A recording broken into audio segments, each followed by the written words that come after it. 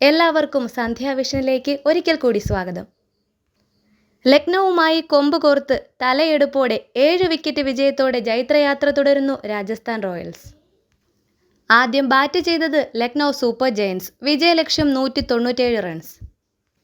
മറുപടി ബാറ്റിങ്ങിനിറങ്ങി മിന്നും പ്രകടനം കാഴ്ചവെച്ചു ബട്ട്ലറും ജയ്സ്വാളും. പക്ഷേ ഒരു ഘട്ടത്തിൽ പെട്ടെന്നാണ് 3 വിക്കറ്റുകൾ വീണത്. മാച്ച് ഒരു ക്രൂഷ്യൽ സിറ്റുവേഷനിലേക്ക് പോകുമ്പോൾ നമ്മുടെ സ്വന്തം ക്യാപ്റ്റൻ സഞ്ജു സാംസൺ ധ്രുവ് ജൂറലിനെ കൂട്ടുപിടിച്ച് വളരെ മികച്ച ഒരു ഇന്നിംഗ്സ് കാഴ്ചവെച്ചു. പവർ പ്ലേയുടെ അവസാനം ബട്ട്ലറെയും ജയ്സ്വാളിനെയും തൊട്ടുപുറകെ പരാഗിനെയും നഷ്ടപ്പെടുമ്പോൾ പോലും ടീമിനെ സമ്മർദ്ദത്തിലാക്കാതെ ക്രീസിൽ നിന്ന് നയിച്ചു നമ്മുടെ നായകൻ സഞ്ജു. 33 പന്തിൽ 71 runs, 4 six, 7 4. One of the best innings by Sanju Samson. വിജയ റൺ സിക്സറോടുകൂടിയാണ് നേടിയത്. That winning shot was just awesome.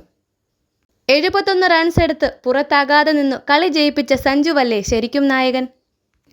ഈ സീസണിലെ സഞ്ജുവിൻ്റെ 4ാമത്തെ ഹാഫ് സെഞ്ചുറിയാണ് നമ്മൾ കണ്ടത്. എല്ലാ സഞ്ജു ഫാൻസും ഹാപ്പിയല്ലേ? വൻ ലീഡിൽ പോയിന്റ് ടേബിളിൽ 1ാം സ്ഥാനത്തു തന്നെയാണ് രാജസ്ഥാൻ റോയൽസ്. ഒരു ഫ്രാഞ്ചൈസിയെ 50ലധികം മാച്ചുകൾ മുന്നിൽ നിന്നും നയിച്ചു. ഇതുവരെ 1ാം സ്ഥാനത്തു നിന്നും ഇറങ്ങാത്ത ടീമിൻ്റെ ക്യാപ്റ്റനായ ഒരു മലയാളി. ഇനിയെങ്കിലും സെലക്ടേഴ്സ് സഞ്ജുവിന് നേരെ കണ്ണു തുറക്കും എന്ന് നമുക്ക് പ്രതീക്ഷിക്കാം. ലെജൻഡുകളോട് തട്ടിച്ചു നോക്കാൻ കഴിയുന്ന പെർഫോമൻസുകൾ നടത്തിയിട്ടും അർഹിക്കുന്ന കയ്യടികൾ സഞ്ജുവിന് കിട്ടുന്നുണ്ടോ എന്ന കാര്യം സംശയമാണ്. വീഡിയോ ഇഷ്ടമായെങ്കിൽ ലൈക്ക് ചെയ്യുക, ചാനൽ സബ്സ്ക്രൈബ് കൂടി ചെയ്യുക. പുതിയ സ്പോർട്സ് അപ്ഡേറ്റ്സുമായി വീണ്ടും എത്താം. നന്ദി, നമസ്കാരം.